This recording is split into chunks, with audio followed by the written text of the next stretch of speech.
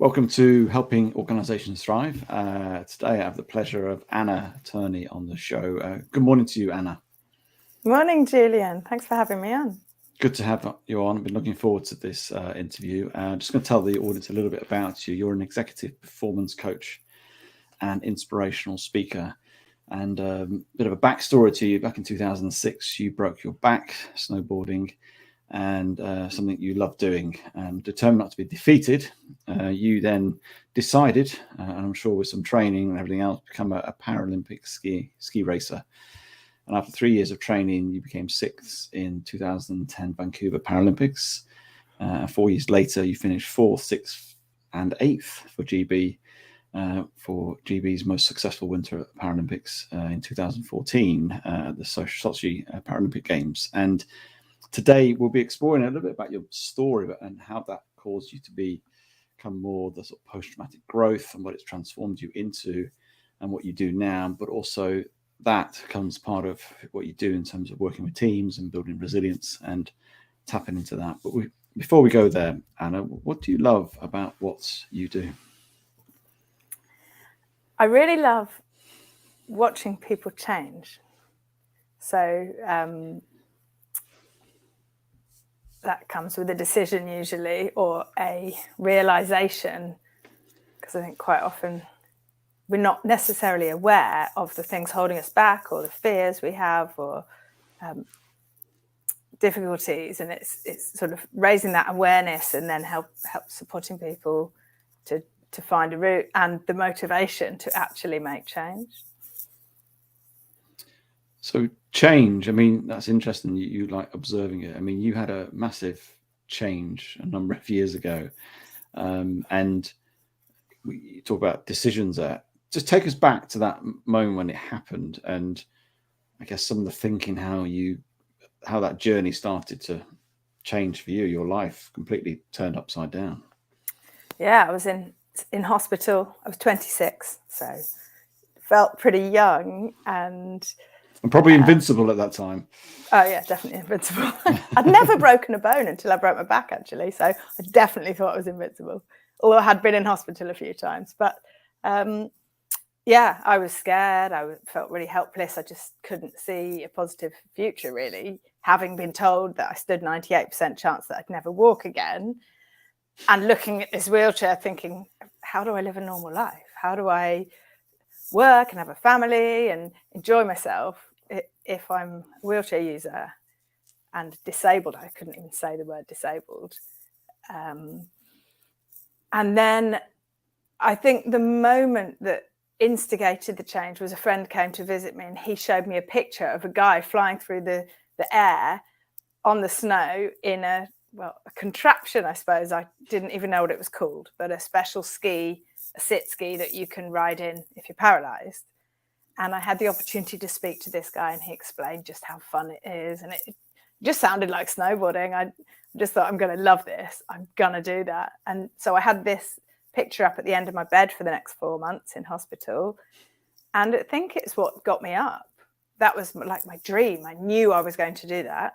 And when I was having a tough time, it lifted me and it gave me some motivation.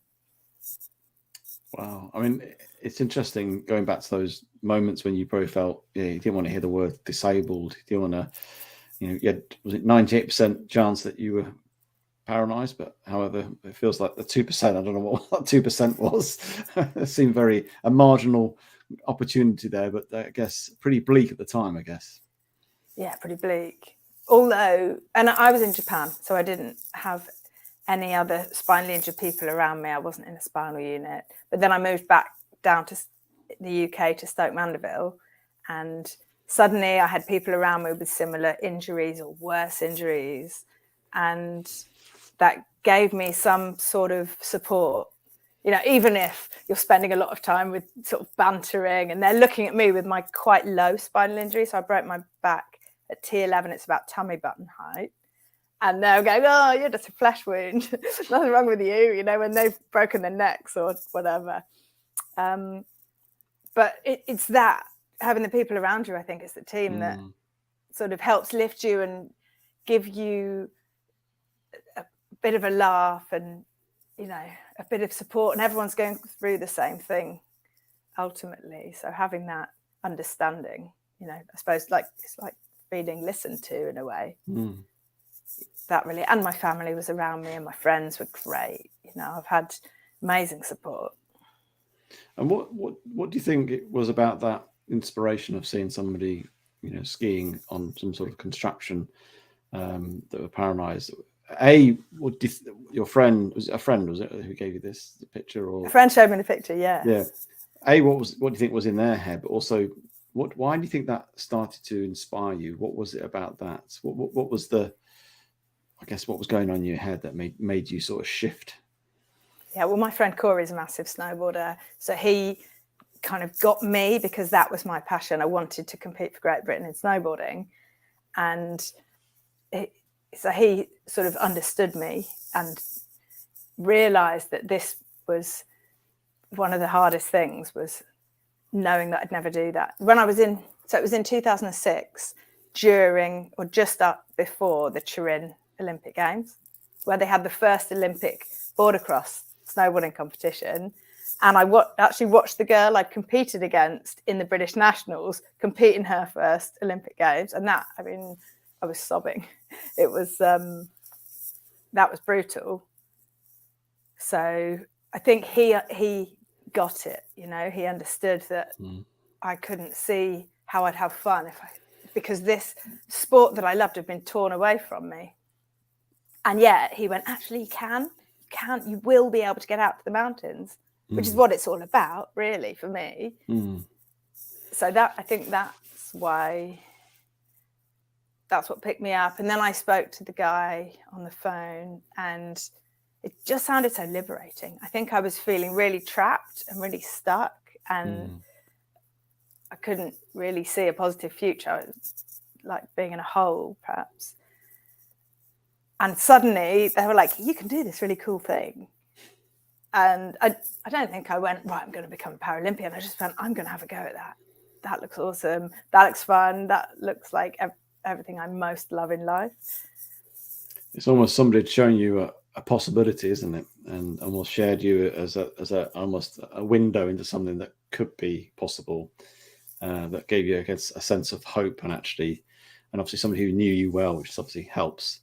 How did that turn into from, not going from walking to being paralyzed, which to me is just huge, and getting your head around that and the whole lifestyle change that comes with that. Then being inspired to go back on the slopes again, whilst in the midst of crying, thinking I could have been competed at the Olympics and all that, to then take a journey to go for the Paralympics. I mean, there's some sort of massive shifts there. And was there sort of really moments where you were, I suppose, rock bottom? I mean, I'm sure it wasn't just a smooth sort of journey. And how did you sort of pick yourself back up, so to speak? Yeah, it's taking it day by day, I think, And for me, having that dream that I was going to ride a monoski, a sit ski, was big. So that lifted me, but also learning to work out how to live life normally. So in hospital, you're sitting there, they're telling you you're going to have to do things differently, and people are explaining some of the concerning worries, like if you can't feel your skin, you can get skin damage and you have to check your skin. And so they're teaching you a lot of new things as well. And you're meeting other people who are out. I mean, there are people who come into hospital for backup, or the Spinal Injuries Association, or other charities usually, who come in and teach and educate about life. And also, more than anything, I think they're role models. So, and I'm friends with some people I met who were coming back into Stoke Mandeville like that. And that just lifted me. And then also, you're having quite normal conversations. It doesn't feel like you're in hospital. It's horrible being stuck in hospital. And you've got the nurses. You've got all the what are they called? Like the assistants as well, and the doctors, but you don't hardly see the doctors. It's the nurses and the day-to-day people, the people who set up the kitchen, or just the normal people who are working there, who really lift your spirits, I think. So being inspired by the role models, chatting, for me, I'm quite social. So chatting away to the staff and getting to know people and having a bit of a laugh and learning, I think. Seeing people come in wearing normal clothes, doing normal things, working with children or whatever, they help me with the day-to-day, with picking myself up and going, actually, you know, and the physios and everyone else. And also, I was practicing yoga before I broke my back. I'd only discovered it a year before, but I loved it. And so then when I was in hospital, I'd go and sit on a plinth in the physio room if there was a free one, and I'd just sit there and, you know, do my stretches and just sort of take myself away mentally from being miserable, just sort of getting into the moment. Sounds a bit cliche, but it's really powerful. And often whether it's a trauma like you suffered, and we can get other traumas, it doesn't have to be a physical thing, it can be a trauma in relationships, it can be a trauma in your business, career, and there's almost, is there a choice? There's almost a choice of whether that turns into what they call post-traumatic growth, which is what you've experienced and taken something with the sort of meaning of it, it's made it more meaningful, I should say. Or we can sometimes go the other way, where we become depressed, almost PTSD type, where they end up being, it's a real struggle. How do you think, from your perspective, how you managed to get where you got to? And I guess what advice would you give others when they might be facing a trauma? It might not be as significant as yours, but still it's a trauma. It's all relative, isn't it? How can we overcome those things when we're in the face of them? I think self-compassion is really important. So realizing, especially when it comes to failure, you can just sit there and blame yourself. And actually, we need to assess things and work out what went wrong, but we need to learn and grow from it. But it's really important that we're kind to ourselves. And I think I've learned this after being an athlete, because I was quite hard on myself when I was an athlete. And I look back and I think, actually, if I'd been a bit kinder, maybe I could have been an even better athlete to myself. Then maybe I could have been an even better athlete. So I think it's really important to, talk to yourself like a friend would talk to you, not like you're beating yourself up because you're cross with yourself. Quite often I talk about dream team routine. They're the three things which have definitely helped me build resilience, and I work with businesses to help them build more resilient teams, working on those three things: dream team routine. So, being inspired, having something to work towards, building your team around you, choosing who you need, and then routine, the hard work, but choosing the routine and including the rest and the recovery and all those things that are really key. And, I learned as an athlete, I think. Well, let's talk a bit more about that dream team and routine. And it sounds like that you yourself had this dream given to you, a picture of another similar to you was skiing, and that's like a dream. That's an inspiration, isn't it? Yeah. Do you think, how do we put that in the right context, that we don't get, I suppose, I've been in organizations where some people have had a dream or a vision, but people just can't grasp it because it's just far too big. How do we make it that it is inspiring but not overwhelming? And it's a difficult balance. How have you found that with working with your clients in terms of creating that inspiration it's done in a way that really does cause motivation, inspiring, and it's a healthy thing? I think it's got to feel possible. I think, the SMART goals, they're all about realistic and everything else. I sort of want to move slightly away from that, because I think it needs to be big enough that it's inspiring. And for me, I know my goals have to be big enough that they're just slightly scary, so that I actually do what I need to do to make them happen. But if they're just, if we're going, we want 1 million clients by next year, the staff are going, how are we going to do that? Like, I think it can, or whatever it is, it can feel demotivating because someone is putting something on you and saying you need to do this. And I think if you can't connect with it, so how do we make it connectable? I think part of it's connecting with your team so that you can all be on the same page, so you can encourage them to build their own goals as well. You know, dreams and goals are so much more powerful if you're choosing it. You have to choose to try and achieve it. So it might be that you can take a stepping stone towards that big one that someone else has set. Yeah, and I guess it's got to be that, as you say, there's got to be an element of possibility, isn't it? It's got to be not completely rooted in reality, but this is possible. There's a lot of things got to happen. A lot of things may have to, NASA decided in 1960 to put a man on the moon by the end of the decade. That was a massive, massive vision, and perhaps not everybody believed them, but obviously the people that were around it did. But that was possible. But for me, I think sometimes it's that going beyond your own comfort zone. It's going to new territories. And you were inspired by something that, yes, somebody had gone there ahead of you, but actually you hadn't gone there, and it was a complete new territory for you. But you had an element of that's possible. It's definitely possible for me to learn to ski. And then the coach actually said to me, look, I think you have the potential to get to Vancouver 2010, but it's only 2.5 years away. So it's a lot of hard work involved, and everyone else on the whole circuit has skied for longer than you.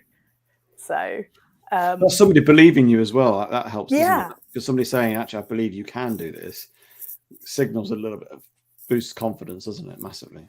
Yeah, hugely. I mean, I'm quite optimistic as a person, which probably helps with me believing in being able to achieve things. But you have to work with everyone, don't you?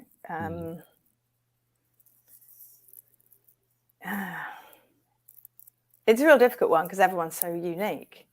But somehow maybe having someone or finding a way to build that inspiration is really key, and help people see that it could be possible. It's like the whole climate change thing. We can sit here and feel so depressed and scared and just think, how are we going to move forwards positively with the behaviours of the big giant companies and the politicians and everything else. But I've listened to some scientists talking about it in a much more optimistic way, and suddenly I think actually I feel much more able to get involved with this if there's a bit of positivity than if I'm just sitting here thinking this is terrifying, because it puts you off wanting to do it. I think if you can see positivity, possibility, it's a real motivator. And it's having people, I'm not so much on climate change or man on the moon type scenarios, but scenarios where you were inspired that somebody had actually done it or was doing it, which meant that's a possibility. And I think, for whether it's a leader or business owner listening to this right now, if you're looking to go to something bigger than what you are, then actually get alongside people who've actually gone ahead of you and done it already. And to be inspired that it's possible, but also to get some learnings from them, how they did it. It makes that, it's actually what I'm dreaming here is not completely fantasy world stuff. Actually, this is possible. I remember talking to a client once, and they had a massive vision, and having spent some time with me, I didn't push them, but their dream went bigger because they felt things and had opened their eyes to certain things of themselves and of what was possible. And actually, they actually went, wow, I want to make this even bigger, this dream. And so actually having other people around us can really help inspire us. And as you say, your coach saying to you, I think it's possible to be it in 2.5 years, which to me feels like breakneck speed, certainly in the world of Olympic sports. So we inspire people with a dream, and then you have this thing about team, which is obviously massive in itself. What do you mean by team in terms of how does that work out in terms of building that sort of resilience within a team? Well, in sport, obviously, you may be an individual athlete like I was, but you couldn't do it without a big team around you.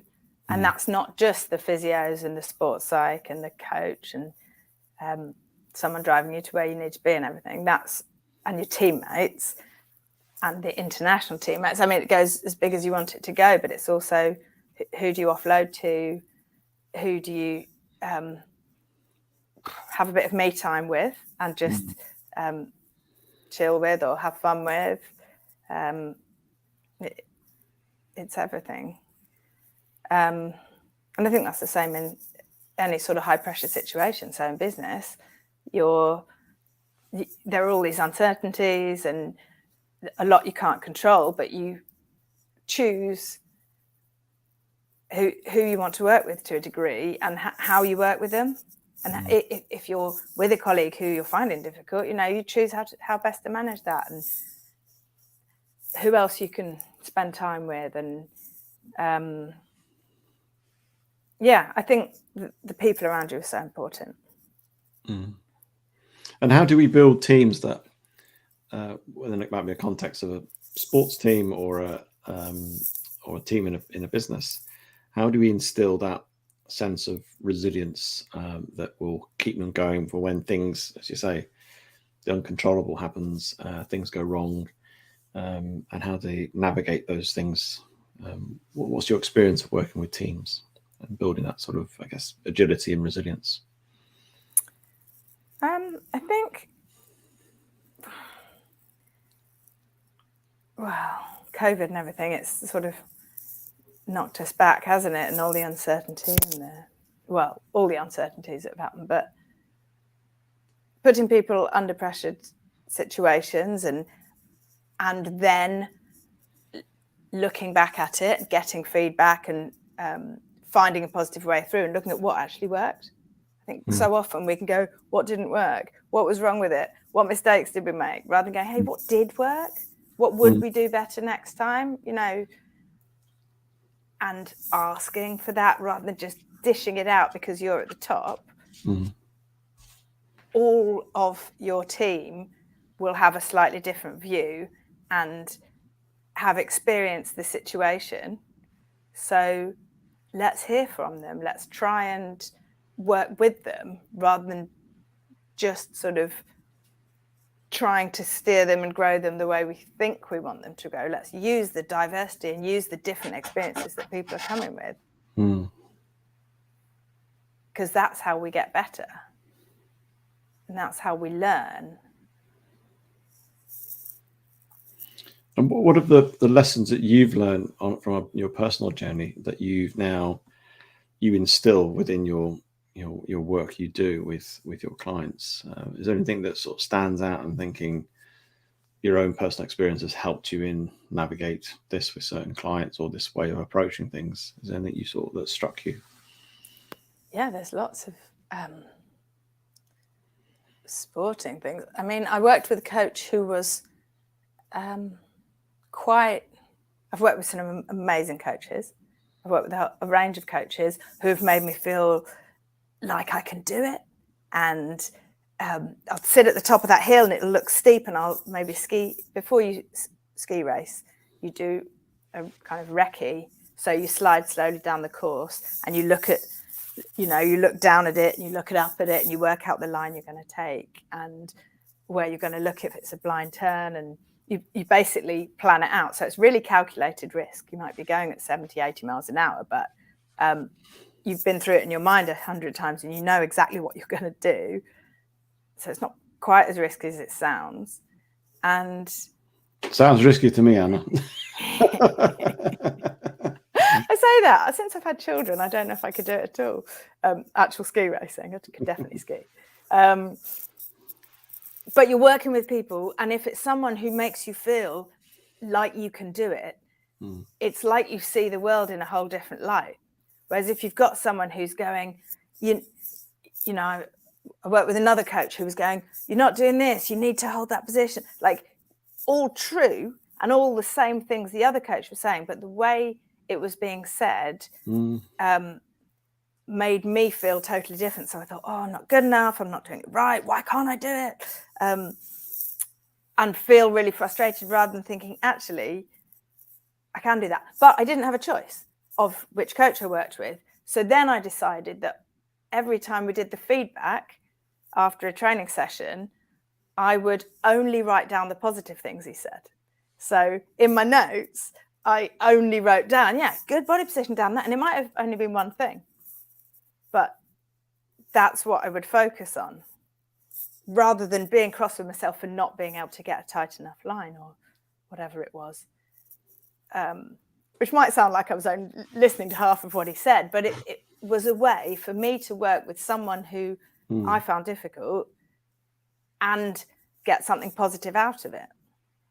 So part of the managing teams thing is working with different individuals, isn't it? And finding ways to make it work. Difficult. I mean, obviously, you have different coaches, different styles, and obviously generally the premise of a coach is to help you perform better. That's the ultimate thing. So how do we do that with people? The fact that you saying some of the stuff that was perhaps it was the way they said it, as opposed to rather than them pointing out not the negative or the improvements. How do we help and get people to a place where they're inspired, but they're also pointed out some ways that they can improve to be, whether you're a public speaker, whether you are leading teams, you're a manager or a leader, or you're managing a business. There's always ways of growing and developing. So how do we take those lessons you've learned of how you've had lots of coaches in that context? How do we sort of coach other people and inspire other people to, I guess, develop? Well, have you ever been told to do something repeatedly and then watched yourself and then gone, oh yeah, that's what I need to do, exactly what they've been telling me to do? But until you actually see it on a video, sometimes it's really hard to take it on board. If someone's teaching you tennis or whatever, and then you see yourself and you go, oh, I'm not doing that. And the poor coach is going, yeah, I've been telling you that for ages. So I think part of it is helping the person realize it themselves. So asking is really powerful, asking someone what they think and trying to help them think around the issue, rather than them taking this passive, you're the boss, I'm just doing what I'm told attitude. That's got to be one of the key things, building their motivation as well through inspiration, so they do feel motivated to do it and like they want to do it. Having the support, so having teammates, having people around you, knowing you're not on the journey alone and you're all in it together. Yeah, I think that's interesting. You get that realization when you said you watched a video and you suddenly realize, I'm doing that, even though the coach has been saying it for perhaps weeks or even months, I don't know. Yeah. And it's say helping people to get those moments, isn't it? That realization. I always do that when I go into a meeting. I always say that, or whatever it may be, that is just not helpful for your impact. And it's getting to that point, isn't it, of that self-awareness, isn't it? I mean, we don't have videos like you would have had, slightly different context as your sport, but we're not being videoed all the time as we walk around, although that wouldn't be a bad thing, would it? We'd probably see all the crazy things we do. Yeah, within limits. But it's habits, it's noticing. And that kind of comes back to the mindfulness thing. You sit there and you take a breath, and if you actually watch yourself do it, you might notice how you're breathing, that you're just breathing right up here and you're not relaxed, or your shoulders are tense, or it's noticing, and it's noticing that talk as well, the self-talk. So I think slowing down is so important. We sometimes do. So I work with a charity called the True Athlete Project, and we quite often do like a mindful minute at the beginning of calls where you just stop and everyone just sits for a minute and takes 6 breaths or whatever. And it just sort of helps you come into the moment and notice. one of my students the other day has been through a lot and was talking about some difficulties and some frustrations he's facing. And but I said, look, you're noticing it, you know, just how about every time you notice it, you just stop and take a breath? And then noticing it seems to me like the first step. And then you can make a difference. And if you're noticing that your habit is to go for the biscuit jar when you have a cup of tea, or get irritated by somebody because of something they repeatedly do, just try and notice that and stop for a moment and see what comes of it. Yeah, because often in life we are usually either racing ahead onto the next thing, whatever the next thing is, or we're thinking about the past stuff we can't change and get depressed about that. Actually being mindful puts you into that sounds really obvious, in the moment and the present, and that's the only time you are fully in control of yourself, but also more aware, because you're very, as you say, you're aware of your breath. You know, if you're in the moments and you go into a room and speak to people, you feel very present with people and they feel your presence, which is all even better. But also, as you say, you're aware of things you might do or don't do, or other people. I know when I've done mindfulness and then either gone onto a coaching call, I'm just far more aware of what's going on and what they've said, certain words they might say, or how they're breathing, how their energy is. I'm just a lot more tuned in, aren't we? And I think that's what it does, really makes you more tuned in. Yeah, and modern life makes us rush around like crazy and sort of tune out of ourselves and of other people. So if you're not tuned in that way, how can you connect and inspire or grow or find the motivation? I'm a bit of a rusher, so mindfulness is great for me because I'm busy all the time, and actually stopping and taking a moment is amazing. And children are really good for that too, because they're great at it. Yeah, and playing, actually kids playing is for adults to play. Yeah. You know, jumping in the sea or whatever it may be, it's just it's you're in the moment. You can't help but be in the moment. I mean, I go cold water swimming, so you can't not be in the moment with that, to be honest, because you're so cold and things. But it's good for you. And you talked about obviously your dream, your team, in terms of building this resilience, this routine. What does routine? And I often know what routine means, but what does routine mean to you in that context of building that sort of team resilience? I think routine is the science. You know, it's the what do I actually need to do to succeed, to, you know, the sort of holistic alignment, like the physical, emotional, spiritual and mental, just sort of bringing everything together so that you're okay, your well-being's okay, physically you're strong enough to do what you need to do, emotionally. So depends what you want to achieve, but I've started doing a morning yoga and just having that routine of getting up, even if my toddler's sort of climbing all over me, still just taking a little moment to myself to wake my body up and try and be in the right place physically and mentally. You know, training as an athlete, you've got someone there who knows exactly what the best thing to do and what the scientific research says, and which part of your body you need to be fit or balanced or strong or dynamic or whatever. But in business, you need all of those things too to be strong enough. But then there's making a plan and being strategic, which all comes with skiing as well, because, you know, you're planning the course you're going to do. You know exactly what you're going to eat, what you're going to think about, what you're going to do the night before the race.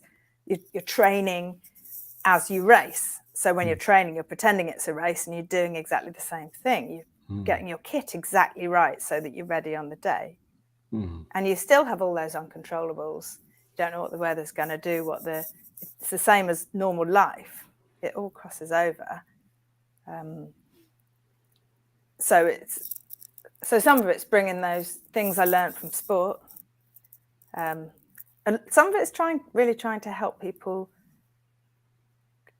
find a different way to look at things. So I talked about the coach being a bit negative, and you can't change a person really who doesn't want to change, or like who has their way of doing things, but you can change how you react to it. So it's that controllables thing. Thinking about what can I control, and that's me, isn't it? It's almost taking that. You talked about the dream bit, which is the inspiration. It's the habits, the how to. It's the things you do in your routine, isn't it, to get things done? Because you've got to do things to get to the dream. You can't just just sit there on a sofa and dream you're going to be a Paralympic skier one day. You have to do things and take some action, isn't it? It's not. So you took some action. You trained. You change your mind as well as your body. There's got to be steps, isn't there? And it's that, and as you say, it's that habits and it's that routine, and it's doing things when, and you probably have moments when, I'm sure, moments when you're thinking, I can't do this. I'm just going to give up on it. And how did you must have a moment. How did you keep going, even though you were inspired by your coach who said you can do it? How did you carry on when you were training to be, getting to the Olympics? What sort of kept you going, or what was sort of the hacks you've learned to overcome those difficulties to keep you going? Yeah, well, the routine's really great for that, and the team, and the dream. But the dream can be a big, inspiring thing, and I would imagine myself on the podium, but only use that as a motivator, not just cling on to that the whole time.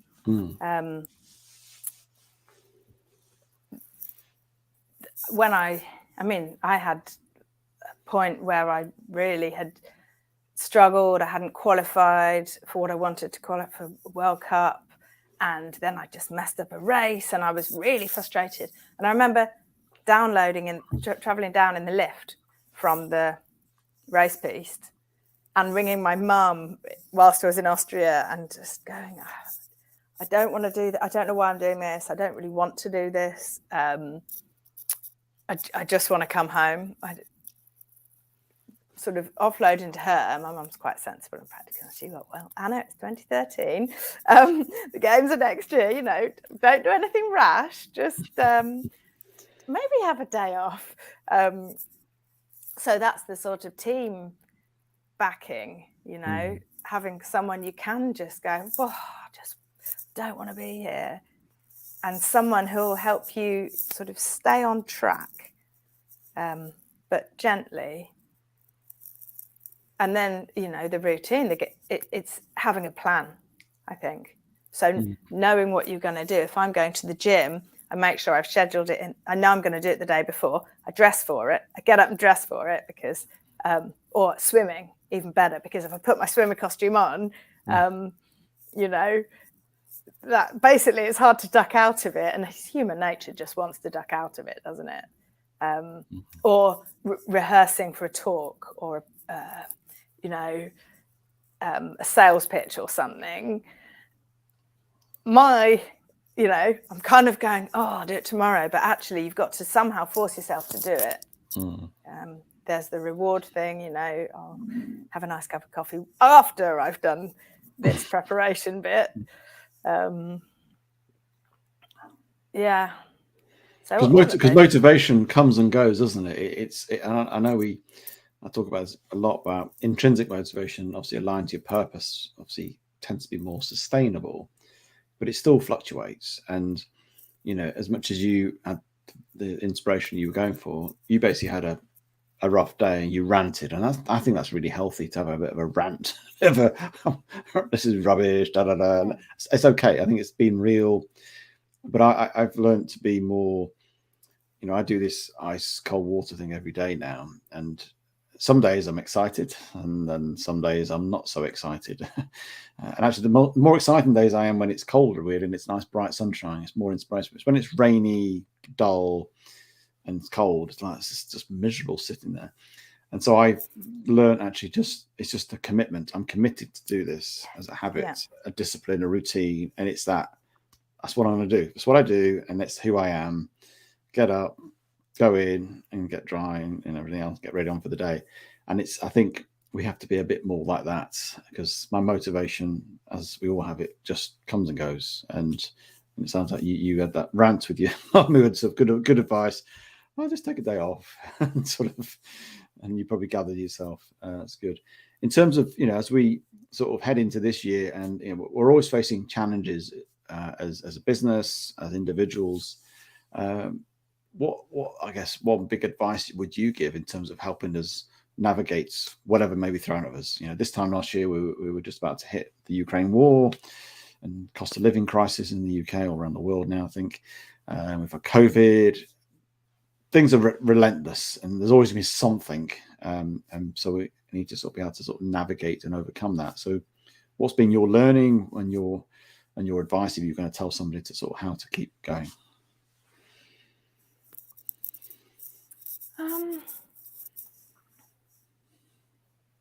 I think working out what works for you. So I have to get up and get out every day, whatever the weather. And it's usually nicer than you think it's going to be, I think. Or, it might be really windy, but actually that wakes you up. Or you can sit there and go, oh, it's really windy. So sort of trying to find, or, going out in the rain. The dog goes out in the rain. They don't go, or if you're out and about and suddenly it rains, they don't go, oh, it's raining, I've got to put my hood up. They just go, oh, there's a bit of rain. So finding what works for you, maybe you have to pick up the phone and have a chat to someone, your friend, once a week, or sort of finding the routine things that work for you, and whether that's getting up and getting out, or finding what works for you to manage stress, I think. But yeah, like you said, you get up and do your cold swimming. I get up and make sure we get outside and try and take notice. And working together, like even if you're the CEO, you're at the top, you may feel like all the pressure's on you and you can't really share it, or it's all on you. There are other people you can connect with externally, and don't just keep it all in, I think. Find someone to work with so that you can let it out a bit, because it's normal to feel frustrated. It's normal to feel angry, to feel emotional, to feel sad, or whatever. I think we have to let these things come through us, and then we can come out the other side, rather than just shoving it away in that old school way that I certainly grew up with. Just put a smile on your face and get on with it. Well, to a degree, but equally, letting the emotions happen makes putting the smile back on much easier afterwards.